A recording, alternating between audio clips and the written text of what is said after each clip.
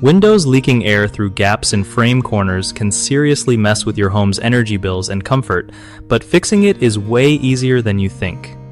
Okay, so first off, you gotta check all the corners of your window frames for any gaps or cracks where air might be sneaking in. Use your hand or a candle flame to feel or see if air is coming through.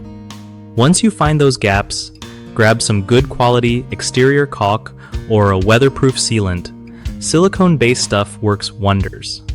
Before you apply it, make sure the area is clean and dry. Otherwise, the caulk won't stick properly. When you squeeze the caulk tube, try to keep a steady hand and fill those gaps fully without overdoing it. Too much just looks messy. After applying, smooth it out with your finger or a caulking tool so it seals tight and looks neat. Let it dry fully as per the instructions on the tube before you open or close your windows again. Doing this not only stops drafts, but also helps keep heating and cooling costs down, which is always a win.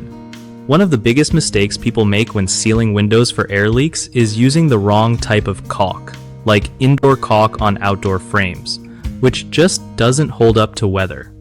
Fix that by using a high-quality exterior silicone or polyurethane caulk that stays flexible. Another common issue is not cleaning the window frame before sealing, so the caulk peels off quickly. Always scrub off dirt and old sealant first. Lastly, some folks rush through and don't fill the gaps completely or miss tiny cracks around corners. Taking your time to carefully fill every bit makes all the difference. BigHomeProjects.com is a solid spot for homeowners who want to find reliable local contractors for jobs like sealing windows or bigger fixes.